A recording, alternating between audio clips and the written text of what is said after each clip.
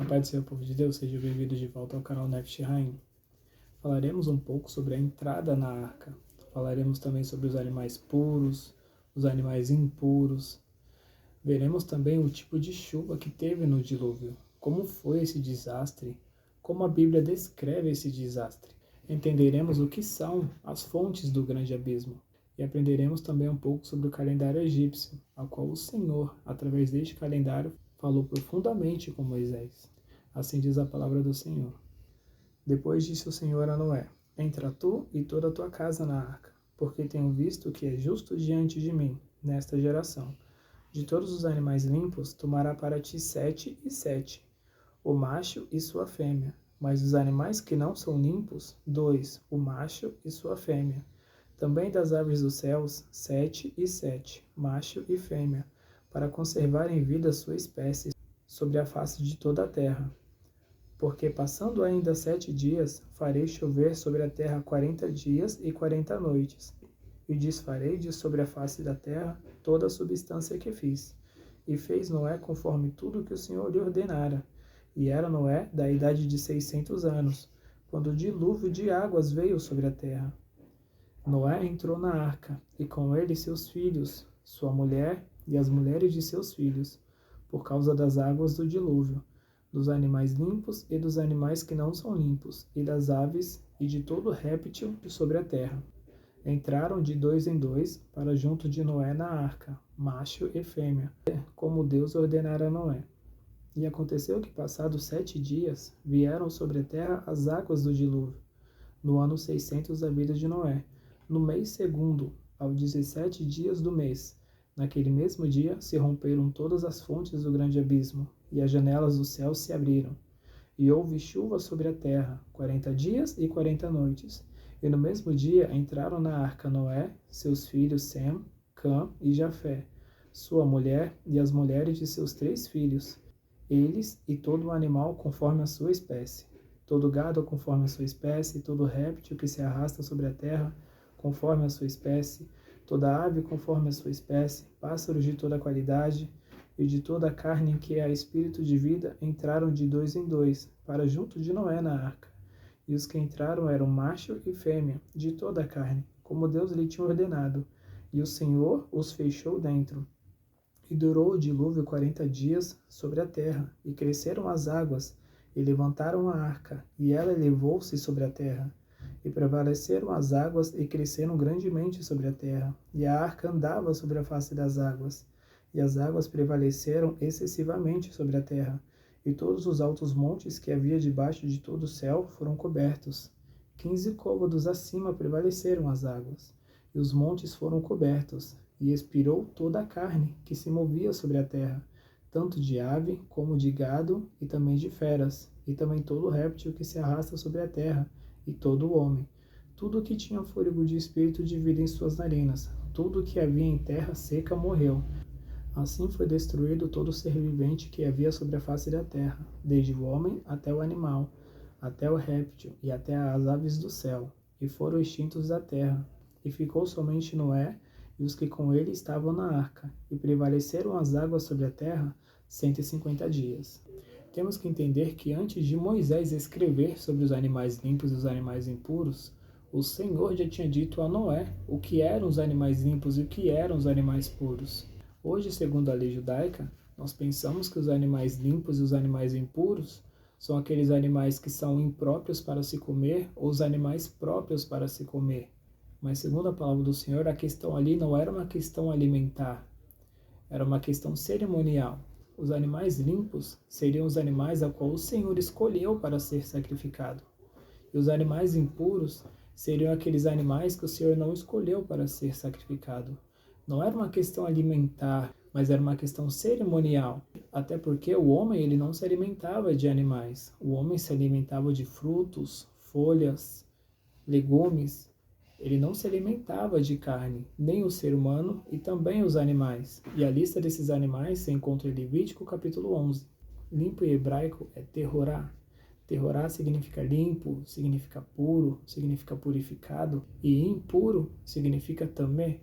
Então o Senhor trouxe a Noé 7 pares dos animais limpos, e também das aves do céu, 7 pares também.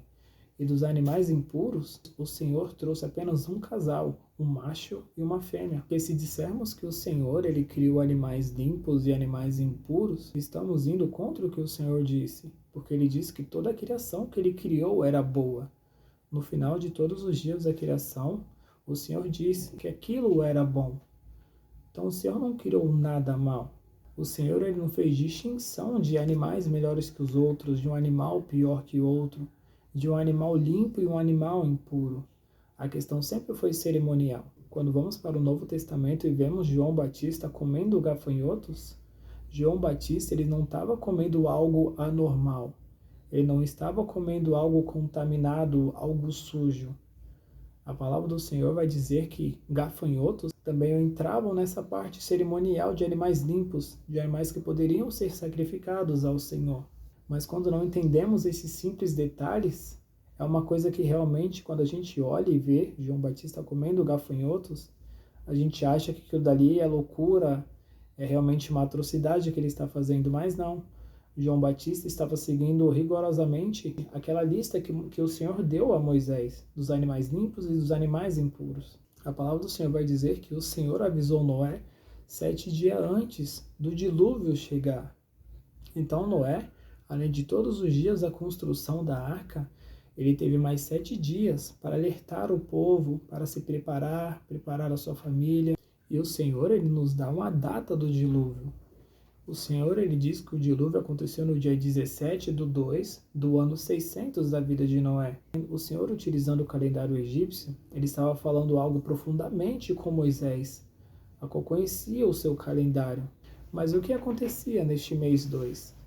No mês 2 do calendário egípcio, o rio Nilo, ele alagava, ele transbordava, fazendo com que aquela terra, que já era fértil, ficasse muito mais fértil do que era antes. Ou seja, da mesma forma que as águas do rio Nilo alagavam toda aquela região agrícola, aquela inundação não era uma inundação para a morte. Aquela inundação era para fazer com que aquela terra ficasse melhor do que ela estava, espalhando cada vez mais os seus nutrientes sobre aquela terra. E da mesma forma o Senhor estava fazendo com todo o planeta. O Senhor, quando ele veio com o dilúvio, ele não veio com um dilúvio para estragar a terra, para destruir a terra. Ele veio com um dilúvio para melhorar a terra, para destruir todo o pecado, toda a maldade, para destruir tudo aquilo que estava corrompendo a terra, destruindo a terra, matando a terra. Foi com um dilúvio que aquilo que já era bom, o Senhor transformou em algo muito melhor. Logo em seguida, vinha o mês de Perete. O mês de Perete era o mês a qual toda aquela terra que tinha sido alagada, ela começaria a germinar novamente.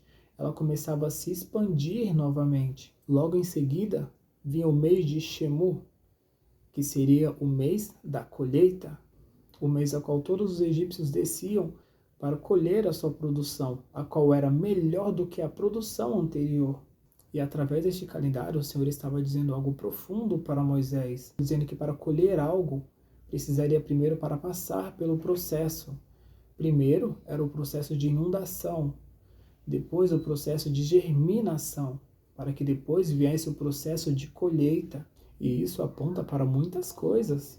Isso aponta para o batismo, isso aponta para o mês da semeadora, isso aponta para a colheita, isso aponta para o fim dos tempos, e isso aponta para Cristo, que irá fazer uma colheita melhor do que a primeira colheita que ele tinha feito. Então, quando o Senhor ele nos dá esses pequenos detalhes, é porque o Senhor ele quer falar grandemente nessas questões.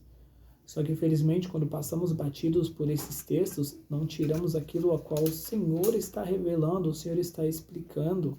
E sabendo desses detalhes, a Bíblia fica muito mais palpável, a Bíblia fica muito mais rica, a Bíblia fica muito mais extraordinária. Porque temos que entender que cada profeta que o Senhor chamou, ele utilizou da cultura a qual ele tinha, a qual ele estava vivendo ou a qual ele iria viver. O Senhor, ele usava o dia a dia, o cotidiano das pessoas para se comunicar com as pessoas. A palavra do Senhor também vai nos falar das fontes do grande abismo, águas a qual estavam debaixo da terra. Por muitos anos a ciência diz que não existe água suficiente para inundar toda a terra. Nem mesmo se as águas do Polo Norte e Polo Sul viessem a derreter, essas águas não teriam uma altura suficiente para cobrir toda a Terra. Porém, em junho de 2014, a revista Science publicou um artigo que dizia que foi encontrado debaixo da crosta terrestre, a 700 quilômetros da crosta terrestre, um gigantesco oceano com um volume gigantesco de água, um volume tão grande que poderia encher 3 vezes todos os oceanos da Terra. Então, se a palavra do Senhor ela diz que existe água no planeta para inundar o mundo, eu prefiro ficar com a palavra. E agora, depois dessa descoberta, o Senhor ele vai revelando cada vez mais. O Senhor ele vai ilustrando cada vez mais a sua palavra, para facilitar o nosso entendimento, para fortificar a nossa fé. Então existe sim água suficiente para inundar o nosso planeta. E essa água ela estava sob muita pressão debaixo da terra. Então o Senhor rompeu essas fontes, para que toda essa água que estava debaixo da crosta terrestre, ela viesse sobre a terra. Ela quebrou essas fontes. Foram gigantescas fissuras que se abriram de uma só vez em todo o grande continente. E essa água estava numa pressão tão grande, que essa água subia a muitos metros de altura, podendo ser vista a quilômetros de altura, fazendo um barulho ensurdecedor que poderia ser ouvido de quilômetros de distância. Quem já teve o privilégio de ver um geyser expelindo a sua água, sabe que ele faz um barulho alto. Agora imagine muitos geysers gigantescos se rompendo de uma vez só, fazendo barulhos de uma vez só. Gigantescas torres de água surgindo do nada em todos os lugares, sobre o grande continente. A quebra dessas fontes de água também causaram muitos terremotos na terra. E a palavra do Senhor também vai dizer que choveu durante o dilúvio. A palavra que o Senhor utilizou ali foi mamitir. Mamitir significa chuva de granizo.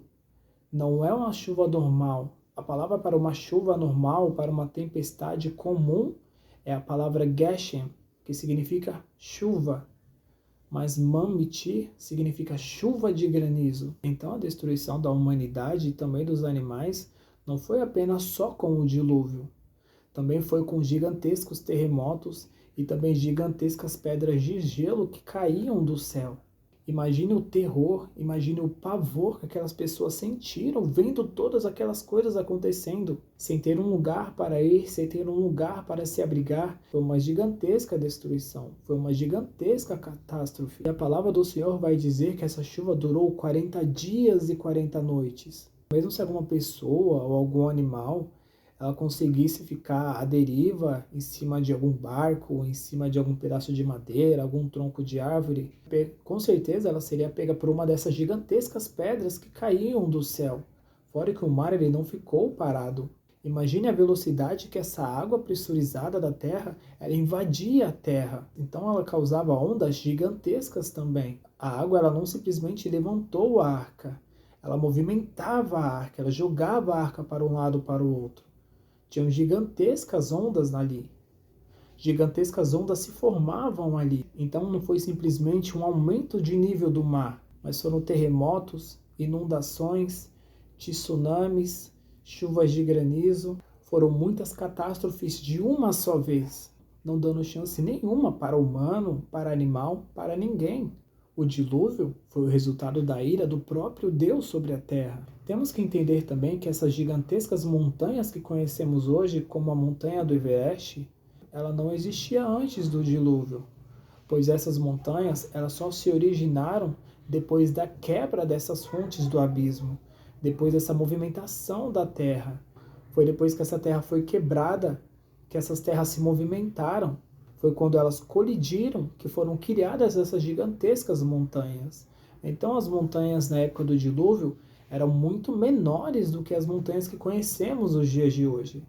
Paulo do Senhor vai dizer que essas águas subiram tanto que elas subiram 7 metros acima da maior montanha que existia na época do dilúvio. Era impossível sobreviver a todas essas catástrofes de uma só vez. Por isso que a arca ela tinha que ser grande, ela tinha que ser forte, ela tinha que ser revestida por dentro e por fora, para aguentar todo esse impacto. A arca ela foi projetada para aguentar qualquer tipo de condição. O texto também vai nos dizer que essas águas ficaram sobre a terra 150 dias, ou seja, 5 meses essas águas ficaram sobre a terra. Mesmo se alguém tivesse sobrevivido a estes 40 dias e 40 noites, sobrevivido também a todos os maremotos, todos os tsunamis, ela não sobreviveria a 150 dias sem água. Ou seja, não tinha como escapar do dilúvio sem a proteção de Deus. Mas o Senhor, ele deu oportunidade para todos se salvarem. Mas, porém, apenas Noé e sua família acreditaram no dilúvio, acreditaram no que estaria por vir. E com isso entendemos que todo aquele que não ouve e obedece a palavra do Senhor está fadado à morte. E é graças à misericórdia que o Senhor teve com aquela família que nós ainda estamos aqui, dispostos a ouvir e a obedecer a palavra do Senhor, para que quando vier a grande destruição, nós estejamos com o Senhor, guardados nele. Então, se você gostou desse vídeo, gostou desse conteúdo, deixa seu like, se inscreve e compartilha. Fiquem com Deus e até a próxima.